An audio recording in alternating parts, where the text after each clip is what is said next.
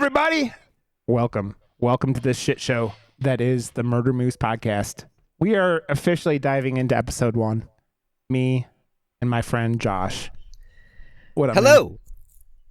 So, Josh and I did a test recording of this podcast, but that was just kind of send it out and get little feelers and see what everybody thought of it, and everything from people who I sent it out to went well. So we were going to do this anyways, but taking some thoughts in and just go with it. Yeah. But Josh, how you doing today, my man? Great. Very good. Very good. Josh and I are really, yes, we are called the Murder Moose podcast because I like mooses and giving Canadians crap about mooses, even though I don't really mean to give them crap. But well, they're awesome. Enough. Mooses. What is the plural of meese? Meese? I think that's like geese. Like, how many moose are in a flock of moose? Is it a flock of moose? I'm just looking at the writer-director. Wait, which one are we talking about right now? Relic first? I think we should, maybe. Oh, no, we were going to do... Relic? Yeah, let's do Relic. Babysitter. I don't know. I have them both open, but I was just looking at the writer-director of it, and she was on miscellaneous crew of Upgrade, which was like fucking... best movie of 2018. So underrated. Okay. So this is how this podcast is going to go, guys. So nail down your seat of your pants. This shit's going to be so random and off the wall. We were going to talk about one movie when we started, and we decided as we're recording, we're going to talk about another one. And you know what? Fuck it. Let's go. So, okay, we're going to go into, we'll get into the movie now in a little bit, but we're going to go and do an intro about what we're trying to do here and what we want to establish with this. So I'm a movie fanatic. Josh is a movie fanatic. Josh is a movie filmmaker. He makes films. Love making films. And so Josh and I both have a love of independent horror. And so we kind of want to go in and kind of spotlight the kind of movies we like in that genre. And I think horror as a whole there is so much horror that it's really hard to dive into for any one person, right? Like Josh and I both watch a lot of horror, and there's still tons of stuff both of us haven't seen. So I love accessible horror too, though. Like, yep. Oh, dude, I love all horror. It isn't what I think this is just a chance for you and I to get together and bullshit about movies that we like, and as our test episode one. So this is how it's going to go. I want to talk like about just what we've been watching too, right? Like it keeps it pretty like chill vibes. Yep. Oh yeah, definitely. And I kind of want to feature some stuff about foreign horror.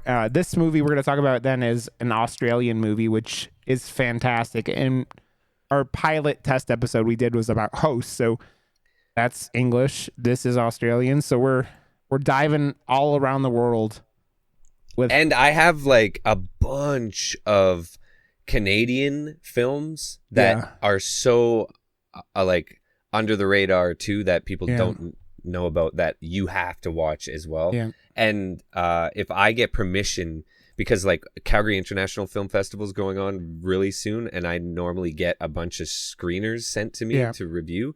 So if I get anything like that, I will give you the codes, and then we'll do it on this show as well. Yeah. Oh yeah, that's dope, dude. And I'm very happy about that. So let's do little intros for everyone. I mean, kind of give brief stuff. Just kind of talk why we're here a little bit, like about ourselves. I'm Rod, obviously, and I've been into horror movies my entire life. Like some of my earliest memories are watching some weird vampire movie with my grandmother, and who I don't remember much else about. And she got the big C pretty early on from chain smoking most of her life. But I remember watching vampire movies with her, and I started reading real early. I was reading Goosebumps, into Christopher Pike books, who was like the teen version of Goosebumps, and then Fear Street was the the actual, like, it was R.L. Stein did the Fear Street, Yeah. which was the teen books, right? But yeah, he I wasn't read even those doing too. that when I was reading this shit. And then by the time I was 11, I read it. So Oh yeah, yeah. just think of how fucked up I am as a person. You can That probably was trace it back to me reading it as at the age of 11. honestly, So that was the one big, like, because it was a massive book. yeah, I was reading Goosebumps and Fear Street, and that was the one book that I dove into as well as a kid. I think I was yeah, around 11 as well, and I that that book, but that was the first movie that I saw too early, because yeah. I was like in I think preschool or ECS when it came out on On TV. television, yeah, And my friend across the street, his dad was blind, and he was the only caretaker of the house. So when we yeah. would go over to his house, he's like, "Come over, let's watch a movie." I was like, "Okay." And it's this guy taking kids down to the sewer. I was like, "What the hell?" Ah! Scared out of my mind, but like it put it just like incepted my mind so young that I was Yeah. like all in on horror after that. I think that's a common like theme with my friends that are obsessed with horror, and Josh is one of the few people. My buddies over on Dead in Santa Carla podcast, they're also both like this. They tell stories all the time on their podcast about like starting off watching horror like way younger than you're like, how old were you when you saw what? Yeah. And so yeah, it's been ingrained in me for a very long time. I stream on Josh and I both also stream on Twitch. Is kind of how we met, was like through Twitch streaming communities. But I stream a lot of horror games also on my Twitch channel. So it's a lot of that. So there's horror all over my life at all points in time. I don't have horror tattoos like Josh, although that will probably change here at some point. I'm covered in tattoos also. So What do you have? I don't think I've ever seen the sleeve. my tattoos are all Asian. Like it's like I got like foo dogs and like koi fish and like Nice. just a bunch of shit. There's like a mountain and a cherry blossom tree on me, and Cool. so yeah. So that's kind of like my background. Josh, you want to go? I mean, as much as you want. I mean, it's you kind of talked about it. Is there like other stuff from like that you remember making you go, "Fuck, I love horror"? Slasher films. I don't know. Like my one buddy Kyle, I always remember going over to like sleepovers to his house and playing like N64, and then just like horror movies all night, like The Mist and the original House, like the monster movies House, Yeah. and stuff. Like those are the ones that I remember watching like in elementary school and stuff. Like really really awesome like weird monster movies and stuff. Dude, can we just? I want to do an episode about House, but I don't want I to do love that anything movie. besides talk about his sweater for an hour. if you've never seen House, guys, there's a sweater that the main character wears that is a V-neck that may touch his belly button. That's how big this V-neck sweater is. It's a thing of beauty. It is a thing of beauty. But I don't know, man. Like the more I think about it, because like I don't think back very much. But Evil Dead was like, it was like a movie that I remember my neighbor growing up next to me was so into horror, and she was like best friends with my mom, and she's like, "Here, Josh, you're gonna love this movie, Evil Dead," or no, it was Army of Darkness actually, was the like main Inception movie for like, because it's so campy and stuff, right? But then it went back in Evil Dead, just the whole series and everything to do with Ash. I'm obsessed with now. So I don't know. I think it was Army of Darkness because I've watched it the most. Yeah. So the funny thing about Army of Darkness, man, your Discord is shitting the bed on you. Just a second here.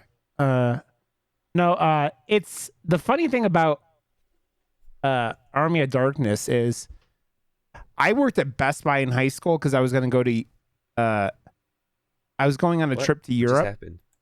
And when I did that, there we go. I need to save up. And I worked in the media. Was this thing completely lost its goddamn mind? It did lose for a sec. Josh. Okay, are you back? This thing is Discord is shitting the bed on us, but I Yeah, think we're we're here. back. Yeah, we're here. Yeah, so I worked at Best Buy in high school because I was going on a Europe trip after my junior year of high school, and like I worked in the media, so it's like all the DVDs and movies, and that Oh, was when I nice. started like I picked up the Evil Dead movies on VHS back then, and I'm I like, re- oh my god, this shit's hardcore, and I loved it, and it was like it was one of those things where I had never seen them like before that, and it was I had always loved horror, but like getting dude, into horror movies as like outside of like my other experiences, I often had to go out of my own way to find stuff because no one in my family besides my little brother, who's like 2.5 years younger than me, was as into horror as I was. So I just remember yeah, going to Blockbuster and walking the aisles and walking past like Dead Alive and seeing like the cover of it and yeah, just going like, "Oh my god, like what is this?" and stuff like that. Like you don't get that like exposure anymore. If you or I don't know, it's yeah, probably different exposure for kids now, but like you don't get that like walking past thing. And like yeah, to be honest, like working at Blockbuster was like one of my biggest like I needed to do it in my life so bad, and I yeah, put in so many applications, and I still remember the guy's name, Brad. He had like this power complex and like over the community, right? He knew I wanted it so bad, and he denied me every time. Never gave me the job. I hate yeah. that guy. I hate It's Brad. it's so funny though because I feel like kids now, especially like the VHS DVD horror thing, like going through and like seeing covers, man, used to have to sell movies, and then like they Oh still yeah. kind of do, but I've seen enough horror movies that are phenomenal, but have shitty, covers and stuff because it doesn't need to. And you know what? It's funny. I don't know if you've ever done this. You ever watched like go through stuff on Amazon Prime and that like the stupid label, the Prime label on the corner of the movies, like when you're going through, makes them look cheap as fuck. It makes them look like Yeah. direct to DVD shit. Yeah. And I'm just like, sometimes like when I don't know them and like with that combination, I'm like, fuck, this looks cheesy as fuck, and it's often not. But you're like, it's that beckoning back to my childhood of like being obsessed with weird DVD or VHS covers as a kid, It well So as like a filmmaker, graphic designer, all that stuff, like it hurts me to see some of the stuff that is produced because I just want yeah, to like lend a hand. It's like, "Hey guys, I love your movie, but your poster is it could be better. Give me a call, please, yeah, please." yeah. It's it's so funny, man, because it's the whole don't judge a book by its cover, but man, I'm way more likely to be interested in a book if the cover is cool as shit, right? it's Nowadays, man, a thumbnail yeah, is everything. yep. Because It's like that's there's the too much out there now. So if you're not Yep, clickbaiting, you're yep, not doing it right nowadays, right? yeah. I mean, how often do you see something and it's like you just completely say fuck that, and then you have to like someone else has to tell you to go watch it? Like I To be think of honest, I don't leave Twitch very often anymore. Like yeah, if I'm that's just where I spend my time, right? Like if yeah, movies I have like my site that tells me what's new and whatever, and I yeah, just I get that downloaded and watch it, right? Like yeah, that's about it. I don't know. I live in like a really small bubble, I feel, you know. yeah. Well, I mean, it's that's one of the reasons why I think the idea of doing this is exciting because it's like there's some really, really underappreciated stuff that is out there that I feel like you and I are able to bullshit here with, and it's going to be fun. And I think that's a cool endeavor, right? So let's kind of go in and talk about this. So we're talking about the 2020 Australian movie Relic. Um, this movie right off the bat reminded me of. It felt like it wanted to be like the Babadook and the Haunting of Deborah Logan. Is that what that movie was called? Deborah. I think that's what it was called. Do you know what I'm talking about? The Haunting of Someone. It's the Taking of Deborah Logan. Because the Taking of Deborah Logan, I don't think many people have seen it, and I don't necessarily blame them. It has one of the more famous gifs from horror of the Deborah Logan character, like opening up her mouth like a like a anaconda or something to eat someone. Like the gif is actually pretty, like it's one of the more used horror gifs I've seen on the internet, right? That movie involves the concept of Alzheimer's not actually being Alzheimer's. And then the reason it kind of reminds you of the Babadook is it's kind of got that like family haunting kind of thing. Like, but you don't know what's actually going. This is why I wanted to talk about this movie, because you said last week that you aren't the hugest fan of movies that end in a certain way, and I'm like, you're gonna fucking hate this movie, because like, and this, if you go to Rotten Tomatoes and look at the tomato meter, as opposed to the audience score, it's a perfect depiction of why I like this movie and you don't like this movie. I think because like I like movies that leave it up to your interpretation a little bit more and stuff, and this does it a little too much. I 100% agree on that, but like it's 91% to 48%, and that totally makes sense. Like 91% tomato meter, man, but like 48, the audience is like, what the fuck did I just watch? And then critics go in and go, this was a masterpiece, right? Like, so we're just gonna give it, so just be warned, we are gonna spoil the shit out of this movie. Not that I don't even know if me spoiling the shit out of it or us it spoiling still the needs shit a out of watch means much in the long run, right? But no. So there is gonna be giant spoilers. So I think there's often a thing with critics when movies are different, that they're like, oh, I am so snooty and I approve of this movie because it was such highbrow entertainment. It was like, very high. Well, I don't think it was high. I don't even think it's highbrow. I think it was just different. It was a little one note, but like,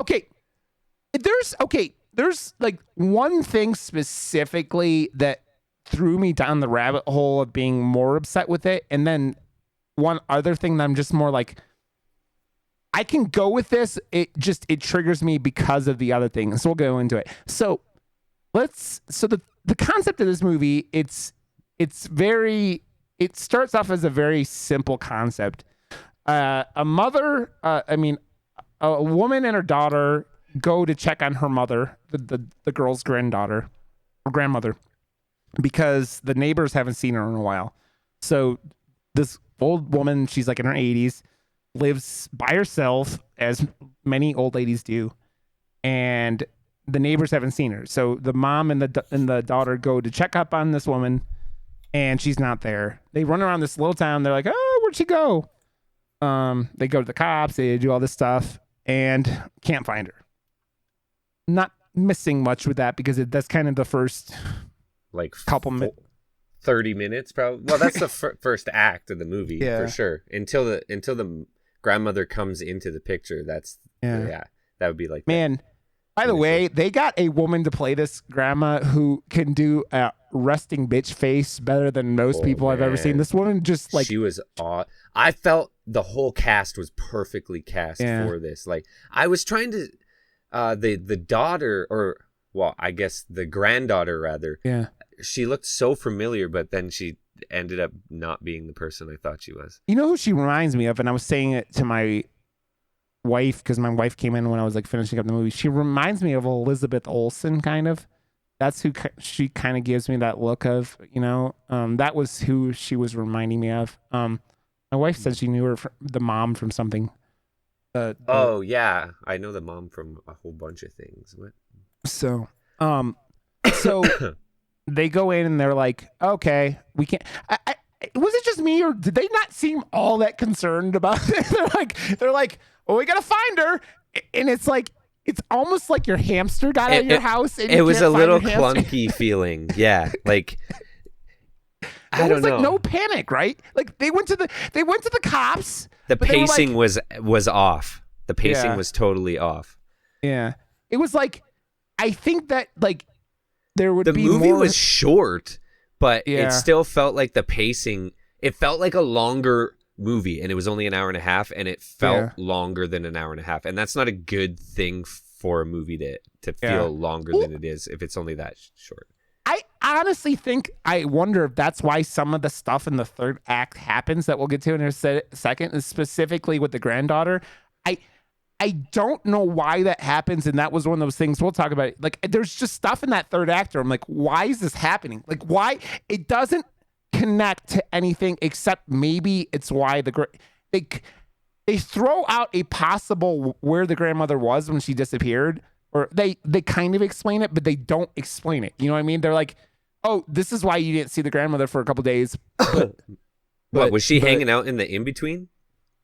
She had to have been. I mean, like whatever the house was, but yeah, we'll get to that. But that's the whole thing. But I love when the whole buildup and that scene with the neighbor's kid, and then you realize that the grandma is just completely lost it. You're like, oh, they hinge it on that and the scratches. Oh, like that was a good like reveal of just how like messed up this disease or whatever the hell.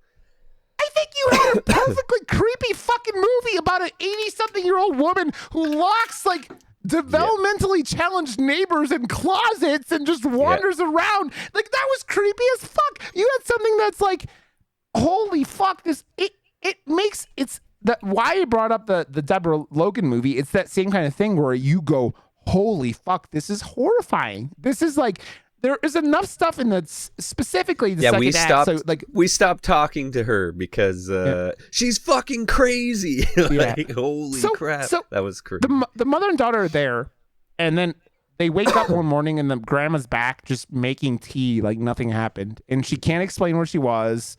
And she's just got pepperonis like growing off of her.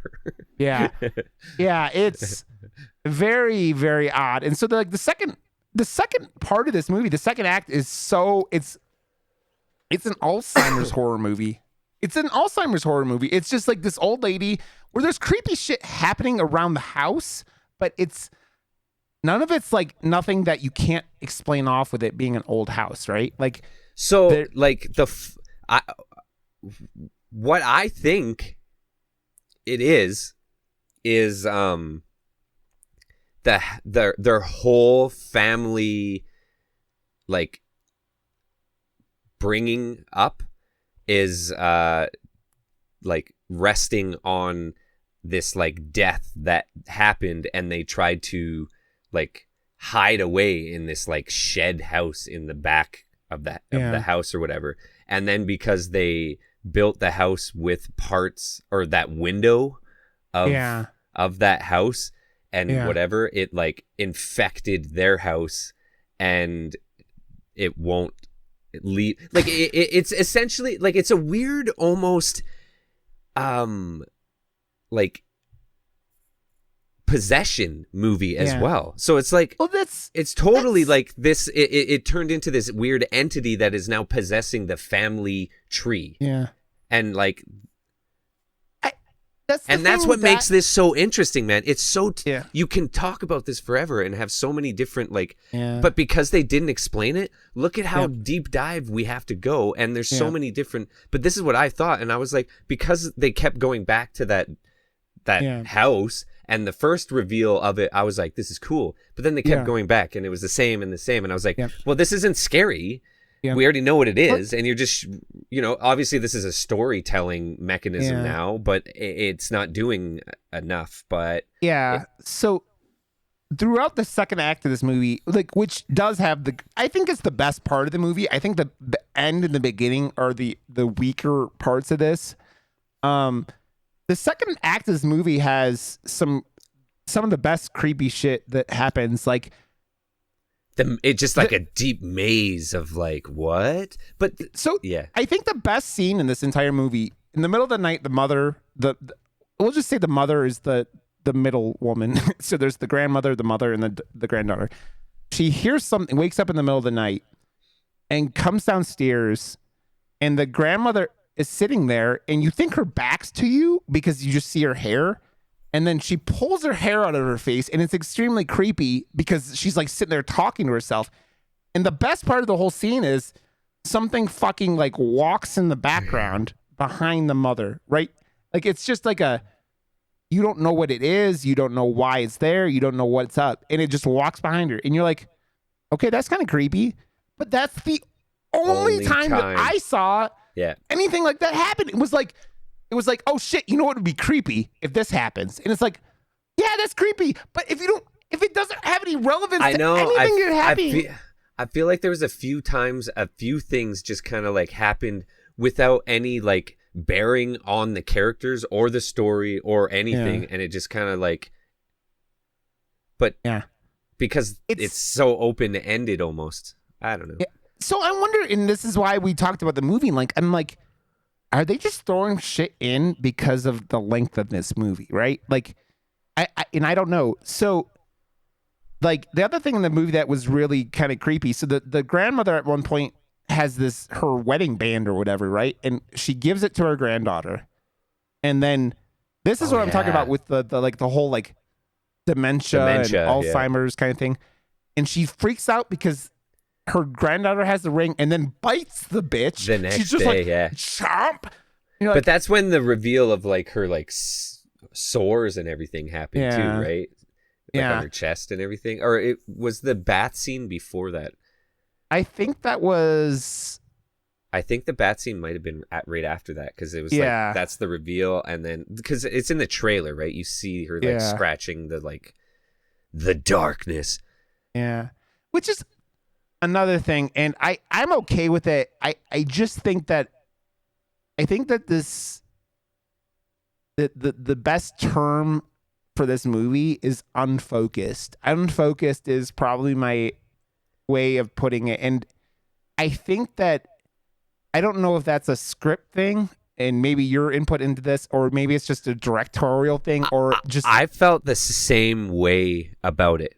Like I was kind of confused at what I just watched, but I felt like the package I just watched as like the actual filmmakers themselves, the production value and like the acting and everything was like top notch. Yeah. But like the full on execution of the film, I was kind of like, I don't know, like it was kind of like I didn't really 100% know how I felt about it after watching it, which is kind of weird. Yeah, so let's go into the third act, because this is actually where I have the actual problems with this, and I say actually enough times that you're gonna punch me through the microphone. Someone is. So the third act, it starts getting really fucked up, and it kind of goes into our, it's the conclusion of the movie. Josh is talking about the marks appearing on the grandmother, and they kind of start off looking like bruises, but then they the grandma starts pulling her skin off, and it's very like, it kind of reminds me of something from a movie like Cabin Fever or something like that. It's like a kind of like a virus or a plague or something, and you're like, okay, that's kind of interesting. But not long after that, the daughter, I don't even know where she was going, but the daughter gets trapped inside the house. And this is my biggest problem with the movie, besides, I think it is my biggest problem with the movie. The daughter eats the house, or the daughter gets eaten by the house, I should say. So eats the house. She eats it. She's one big bitch. She's like, but she's Godzilla size, everyone. No, I don't understand this, and I feel like you could have given something, and your explanation of the whole haunted or connected to the cabin is something I like, but it shows it at the end of the movie. You see that stained glass window, and it's growing like from spreading. it. Yeah, Yeah. it's spreading like a disease, right? Like But you I can't would get like, away from the past that you are hiding this fucking thing. But yeah, it's kind of doesn't hold it together enough, yeah. though, right? Well, Like, it's like and it's not really you, explained either, other than yeah, they do say that this house was built from the bones of blah blah blah. You know, like they yeah, say, like it's like a throwaway line yeah, essentially, but like that's what the whole movie is about essentially. yeah. Well, The and bones of this house. they don't explain what happened in that cabin either, right? They just say like they like something about a death or something, but like there's no defining what happened in the. So there's no father in the picture, right? So you go, you don't think he died? I think the thing that makes the most sense was Didn't she maybe kill him? Or is that what? him? I don't know. I feel I like don't the know. grandma had to have like killed or someone else. Oh, I don't. she was not a nice individual, especially towards the end. And there's a whole like talking about things that like you start going, well, you kind of unfocused. Like there's a whole like relationship with the mother and grandmother where you're like, these two don't get along very well anymore, and Right. the mother and the daughter don't get along very well, and they like fight all the time because the cop is talking to the mother and she's like, oh, when was the last time you talked to her? It's been like 2 weeks, and her mother's like 85 and like forgetting shit, and like I really think that they had a solid movie with like the Alzheimer's being like a horrible thing, and they had to make it supernatural somehow. And I also feel like that in the horror genre that happens a lot though. Like it's like, Yeah. oh, but then we'll just throw this in too. Like, Yeah. okay, I guess think- you kind of can. I think it's like I get think away with a whatever. lot of horror movies are terrified to become like thrillers instead of horror. You know what I mean? They're like Yeah. they have to push the horror aspect of it, and I'm like, This was like Man. almost a drama more than Yeah. a horror movie, and there was like little tidbits of horror in it because Yeah. it wasn't like a scary movie. It had No. like an undertone and this like weird vibe and like Yeah. unsettling feeling the entire time. And that Yeah. I felt was good. Like Yeah. that was the tone they were going for, and that's what I loved about the movie because they Yeah. pulled it off really well. It was. Oh, no. I felt like unsettled and like uneasy the entire time, Yeah. but never scared or Yep. like It's again that Horrifying. was the scary shot in that entire movie is what I talked about earlier with the daughter and something walking behind her. yeah. That 'Cause- and the grandmother sitting there talking to herself through her hair. Which It's was more at that window interesting you were at talking the- about that's yeah, at the for end, sure. and you kind of go into it. So the granddaughter gets sucked in by the house, and everyone's like, oh, okay, again, they're not concerned about it. They're like, oh, whatever, her shit's still here, but whatever, no big deal. And they're like, okay, so she's wandering around in here. And at this point, the mother is getting real crazy because this is where she starts like scraping her skin off, right, and doing all this insanity. And Wild comes through, and the daughter finally finds her, or granddaughter finally finds her way through like the locked off portion of the house by like popping through a wall. And when she pops through the wall, which by the way, why everything in that side of the house was wet, like the house had flooded at some point, or she was in Pride and Prejudice and Zombies. Oh, okay. I still haven't seen that, which also has Matt Smith, Doctor number 10 in it, or 11, whatever number he is. But yeah, so that's another one on my to-do list. I think I have a copy of it on DVD somewhere, but It's just one of those movies. it's one of those movies. And did you notice that? Like, it seemed like the whole like side of the house that the granddaughter had gotten sucked into was very wet. Like the walls seem wet and everything seems Well, wet. It was almost like I was almost like, is this like being John Malkovich style? Because like it was always wet when they went Yeah. into his head, right? Like, Yeah. and it almost like had that vibe too. Like, are you going Yeah. into the grandma's head now? Like, Yeah. or because she disappeared and she's got it. So is that like because it was showing off like more plot essentially and stuff. Like she was finding old pictures and stuff. It essentially was the house but wasn't the house. Yeah. So it was, I don't, because like, it could have been being John Malkovich. They could have been. Yeah. Well, it's the whole thing. I mean, you talk about like you can't run from the past kind of thing. Like you're talking about like with the overarching storyline, and you go, okay, and is this implying you like these locked off memories or something like that, which is an interesting concept, but then because of the Alzheimer's, right? Like Alzheimer's is like you're losing parts of yourself. So is the part of the house disappearing? But these are all cool concepts, cool ideas, but me and Josh sitting here talking about it are giving you more ideas of what's happening than the movie does at all. Like yeah. But and that's what these are just frustrated with. But that is why I love this movie, because they didn't explain it, and we are having to come up with these ideas. And if it's just like D&D, or if the fill in the, like, honestly, if the more imagination you have about this, the better and more you're gonna like this movie. And I do really like this movie. It's because of these reasons, and I love that you hate them for the reasons I love it. I don't hate the movie. What I'm hating is too much fucking. They were like, they threw a plate of fucking spaghetti at the wall and said, "Okay, this is gonna stick in this. Okay, this is okay."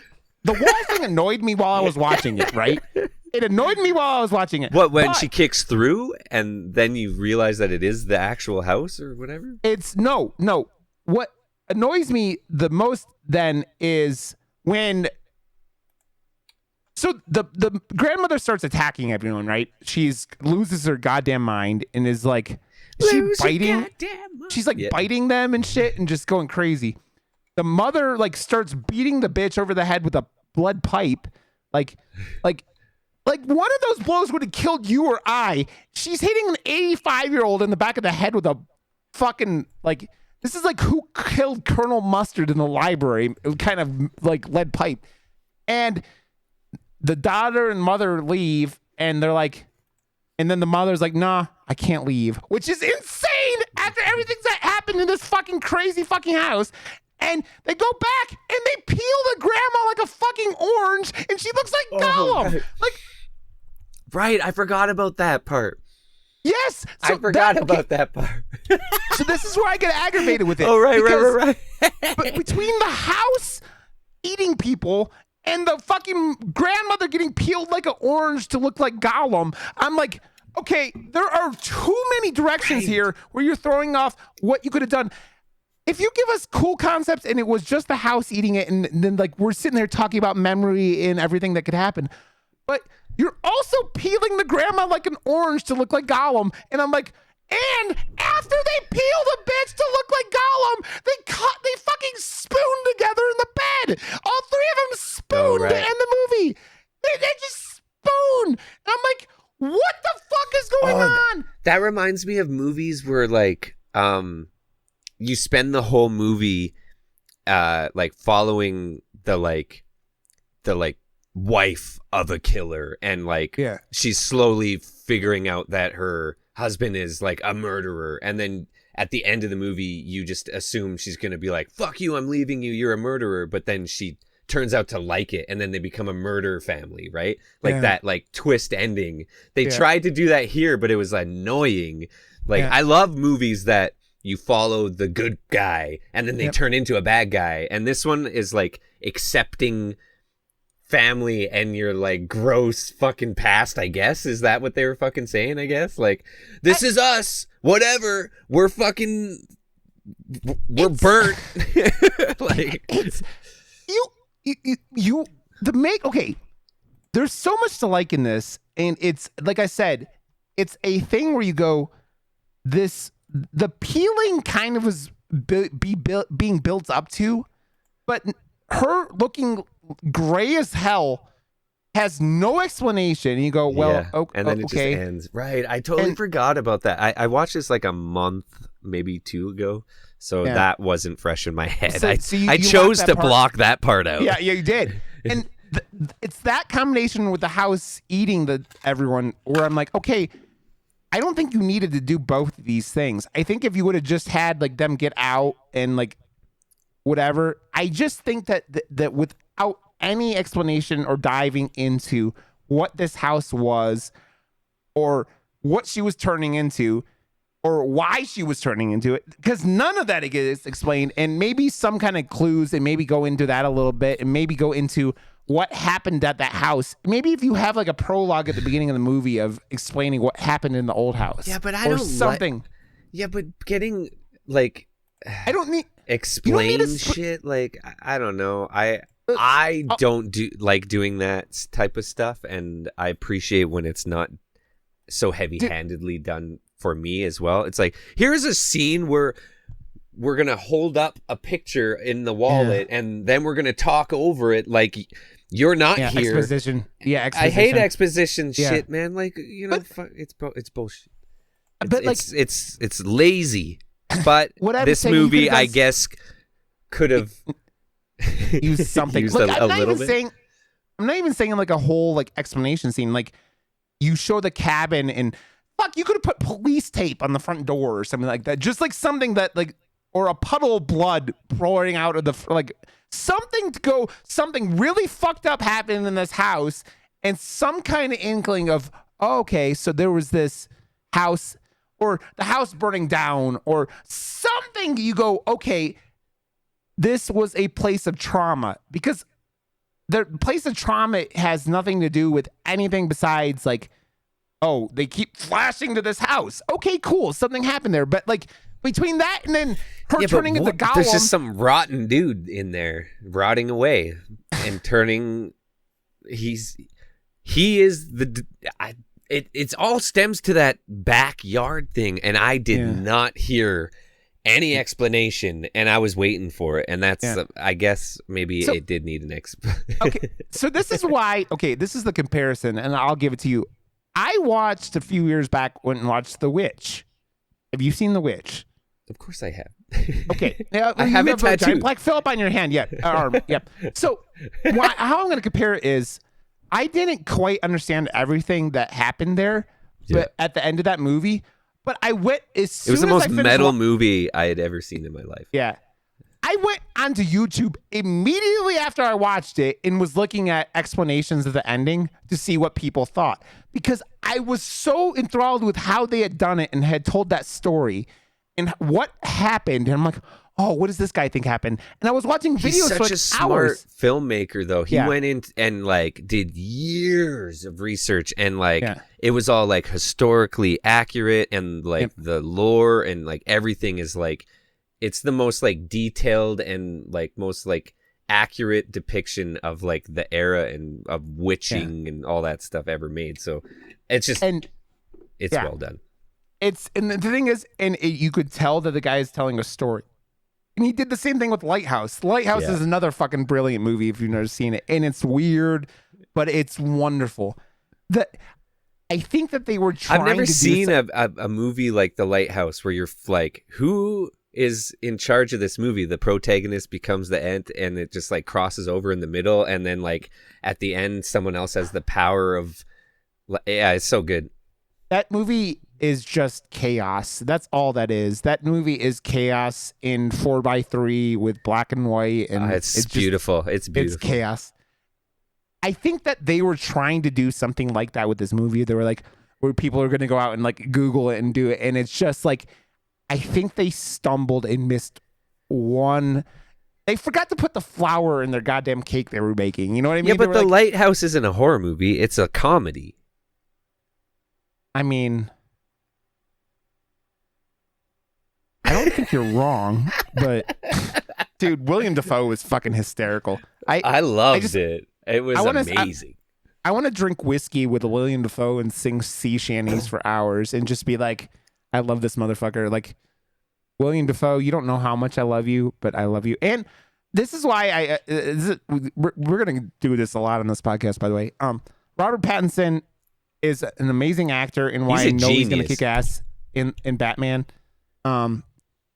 And that movie is just another example. You watch stuff like, he was like the best thing in High Life. High Life was a weird fucking movie. He's just the choices he made after the Twilight series were perfect for a redemption, like what Harry Potter did too. Like you choose those weird movies like Swiss Army Man and stuff like that to like rid yourself of a huge franchise that you don't want to be known and typecast for the rest of your life. So those two actors are perfect examples of how you get out of a big franchise and still have a fucking career at the end of it. You gotta like do those.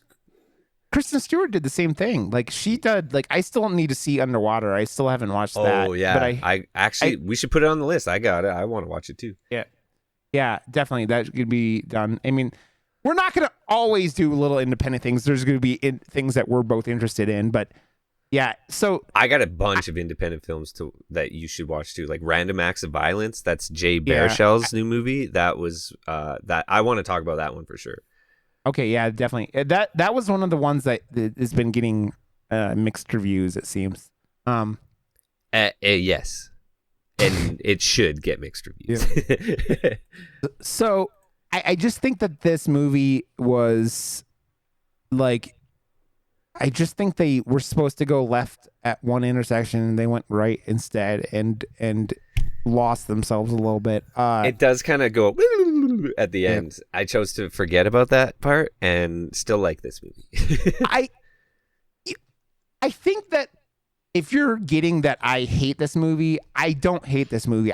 Because it was like... Well, I don't get that you hate this movie, but I like that you have a distaste for things that I like. Well, that's what makes a good podcast is like... Yeah, because if we like everything... So I feel like this is if you're at a pizza... I'm not doing the whole pineapple pizza debate. But like, if you hate pineapple on pizza, I just had pineapple on pizza the other day. I like it too, man. I'm not gonna lie, but it's like if you hate pineapple on pizza, you're like, that kind of ruins the pizza for you, right? It's that kind of thing where it's like that element can ruin something for you, like one element where everything else on the pizza is fine.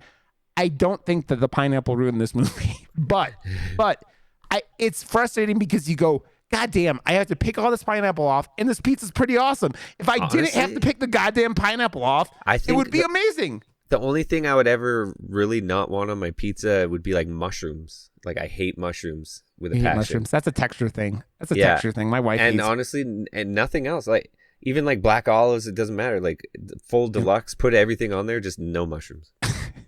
I could go along with all of this. And I just think that like Australian horror is one of those countries that I feel like doesn't get nearly the amount of credit it should. Babadook, I think. I loved the Babadook. Yeah. The Babadook that was one of my favorite movies of that year. But I love movies that look that way and stay that devoted the entire time. Yeah. Well, I think Babadook is a good comparison to this movie because I feel like it does the same kind of, it's got the same kind of course. It's a movie where you don't know if it's ailments that are happening. Like, is this woman going fucking crazy or is her son a demon?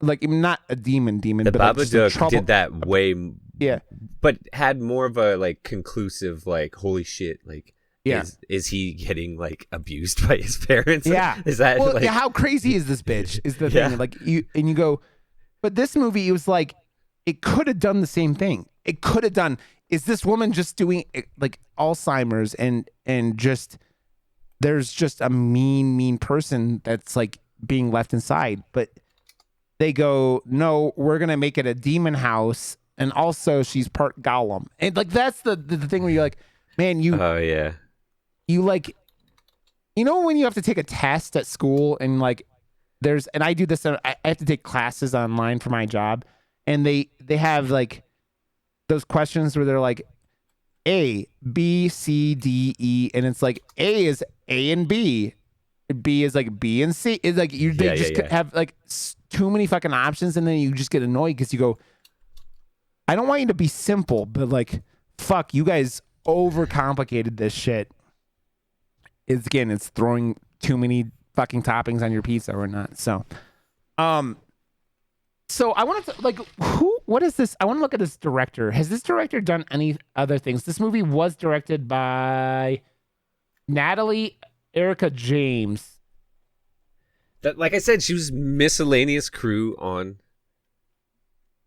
but like that doesn't mean anything.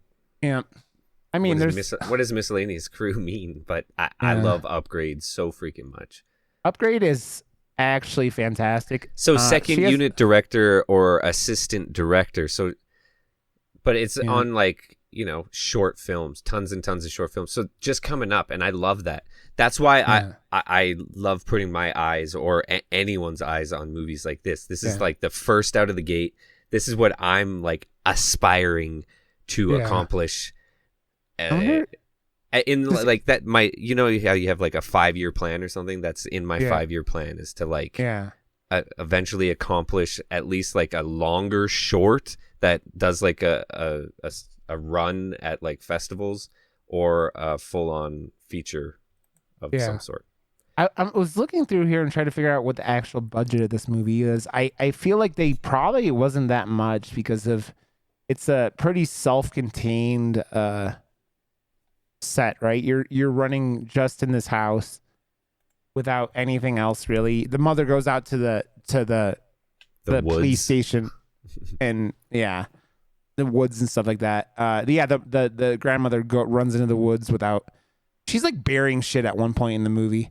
Like you could have, man. What would they have done? Like if she's like digging in the woods and there's like a baby skeleton or some shit in like a hole or something. Like just like you could have done so much creepy shit with like that kind of stuff. And then like, oh, this woman's been like was like having kids for years and just burying them in the backyard because she said fuck that. You know, like you could have done.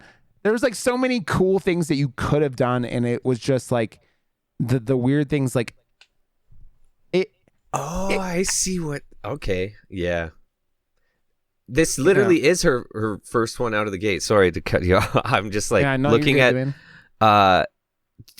It's aesthetically they got a good package though. Like it's all straight from short films to this, and that's what she's knocking out of the park. They got like a good team in Australia, and they're going to go on and do good things. That's all that matters. Yeah, I think with that is like I think that there probably was a little bit of a stumble going from a short film to a feature length film, right? That, and I think that's I think that's probably the best way to put it. Like it's like you talked about it, I talked about, like the atmosphere of this movie is wonderful. Like it's wonderful. Like it's creepy, and you go you especially through the second act where you're like, oh, what's really happening? And like is she infected with something or whatever it is?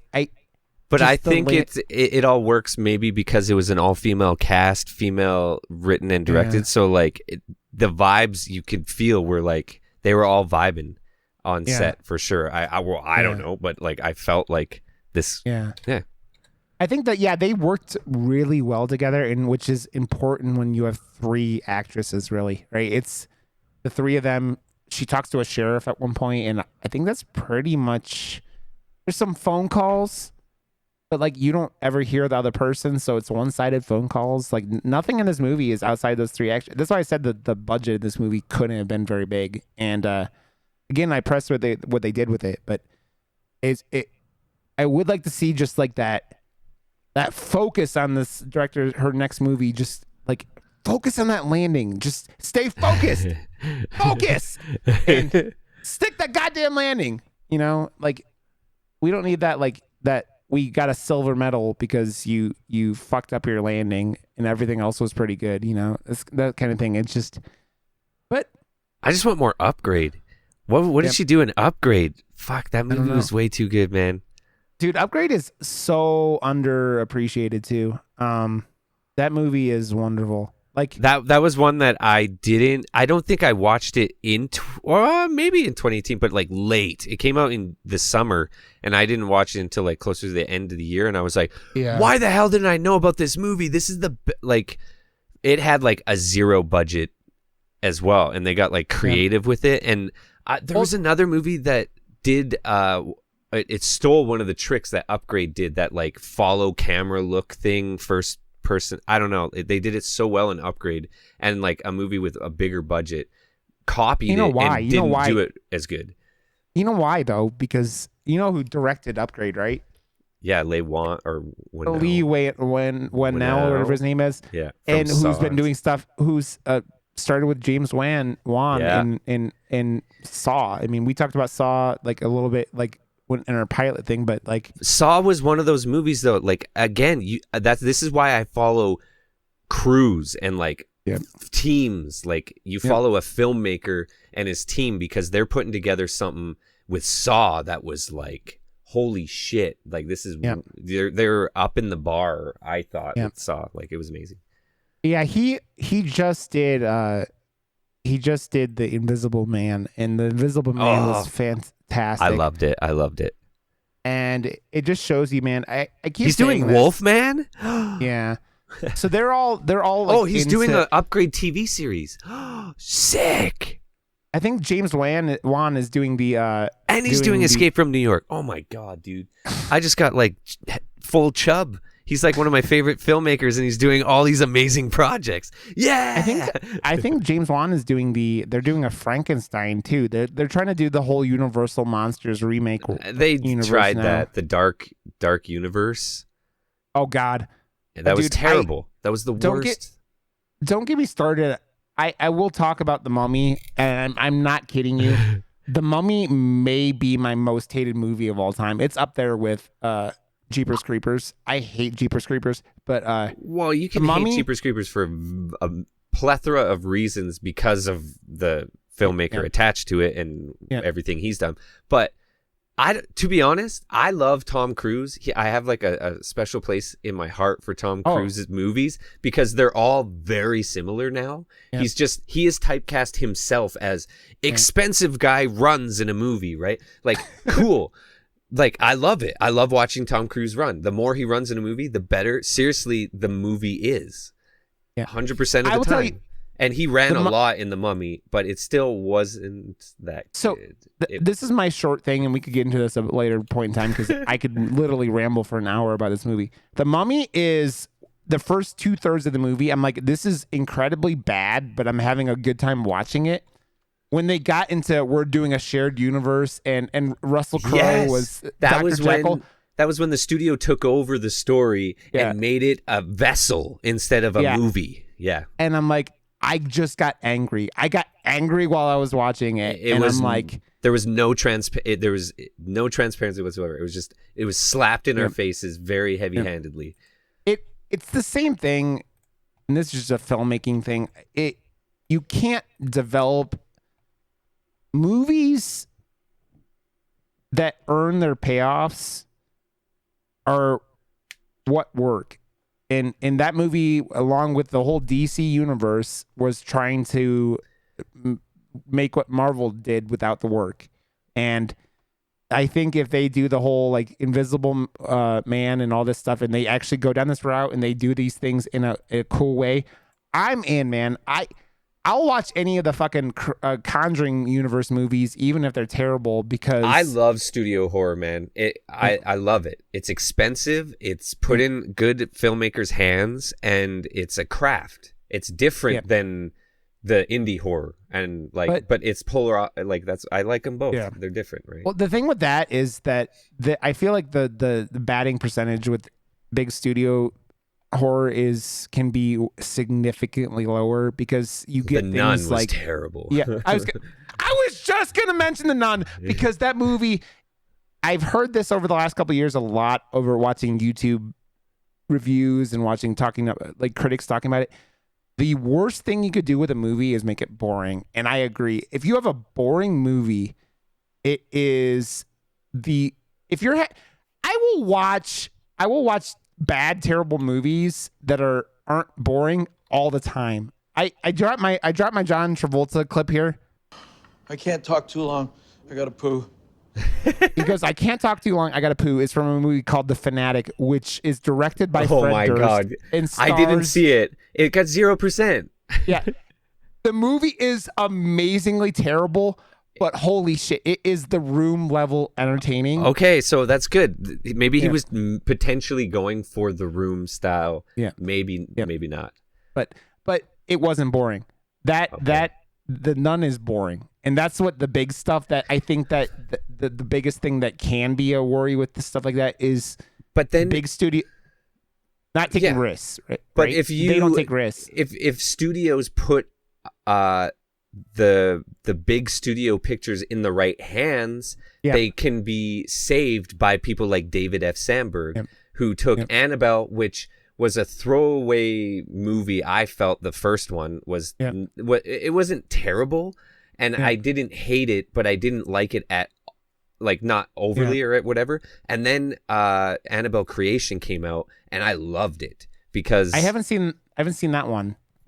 It made me appreciate and actually like the first one because David F. Sandberg came in and did such a good job with the second one, and then he tied it into the first one because it's a prequel. So then it ends with the beginning, or I don't know, however the timeline works. And I was like, that was so well done. Like, and there was so many drawn out. Yeah, Annabelle Comes Home was really good too. I saw that one. I saw the first one and the third one.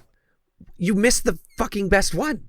Annabelle Comes Home is nowhere near as good as Creation, dude. I like Comes Home. I would have to watch Creation at some point, but yeah, it's up there.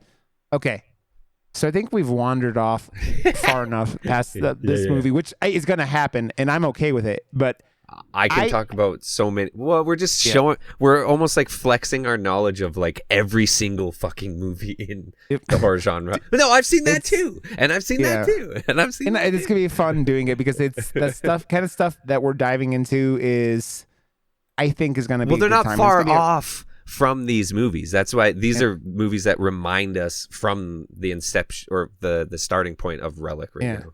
I don't know why I keep saying Inception for some reason tonight. There was a lot to like about this movie, and I would recommend it if you have an hour and 20 to kill and you're into a spooky haunted house possession movie. But just go in there and realize that the ending is gonna be a little. Well, you don't have to watch it now. We just spoiled the fucking shit out of it for you. Yeah, so. That's also. Just don't be surprised when grandma gets peeled like an orange, and we're all good. That's all that is. Don't be surprised when grandma gets peeled like an orange. But that's the whole ending. You're supposed to be surprised, and we took it away. I mean, we warned you. So if you're like, when I said we're gonna spoil the ever living shit out of this. This is going to be raw chicken on a LA street on July 7th. Like, this is going to be so spoiled, you're never going to be able to eat it. But don't leave the mayonnaise out. Why are you leaving the mayonnaise out again? Jesus. Come on. I don't know, how many times do I have to tell you? It's summertime still. No mayonnaise! No. I just see Homer Simpson pouring mayonnaise into his own mouth. This is like all I could think of at this point. So since we were going to do the Babysitter, the new one. Well, we still can. We'll cut this. We'll do them next week. Yeah, we'll do we'll do another episode here. But okay, Josh, I love you, and this is a blast. So I think that's gonna wrap us up. I can't promise when this is gonna go up yet. I'm waiting on a artwork, and then Josh is gonna cut up music. Then it takes a couple days to get approved. And then we'll put it out here, and we'll hope you guys enjoy it. I got to make a Twitter and shit like that. We'll do that soon here. So, Josh, tell everybody where they could find you. I hang out on Twitch all the time. My name is Josh WRB on absolutely everything. Yeah. And he is a wonderful person, and he streams, and he's a lovely person, and he has the cutest 6-year-old in the world, and she will snipe your ass at Fortnite knife, and she's pretty good at it. Dude, I've been getting so frustrated with the game because I feel like I'm getting worse, and I see that she is literally getting better and has to get me up so often. I'm just like, I'm glad you're here, but like, this is like not even borderline embarrassing. This is how I'm gonna compare it. We're gonna do another movie reference. You're Tom Berenger and she is Charlie Sheen in Major League. Oh my god. You are old. Your knees are blown out. You're like just fucking all over the place. I feel like I need glasses, and it might be Well, we're playing on like a computer-sized monitor. It's a gaming monitor, but like then it's split screen. So then my reticle is like so freaking tiny. Yep. And she's 6 and is sniping people from 8 miles away. So yeah, it's hysterical. And anytime I get a kill, give me the kills. God, we're not gonna end. So I was watching Josh stream with Ellie yesterday, and she's like, and Josh gets knocked down, and then she revives him, and then like he's like, "You took all the weapons." Oh, I'm dead again. I would have been able to defend myself, and you had to take all the weapons. Too bad, Dad. I don't know. She I don't even think she said anything. She was just so focused. So yeah, I am Rod_Johnston on Twitter. Yeah, where are you, man? Where are you? I'm Rod_Johnston on Twitter and Twitch, and so that's where you find me most. The Discord not the Discord, the Twitter for the podcast I'll talk about whenever I do it, so that will be soon. So we'll figure that out. So love you guys. Thank you so much for listening. Make sure to give us a 5-star review on iTunes, or wherever you listen to the podcast, and tell us we're awesome. Leave a comment, have suggestions, movies, whatever. So we love you guys. Thank you for listening, and we'll talk to you guys next week. Peace. Bye.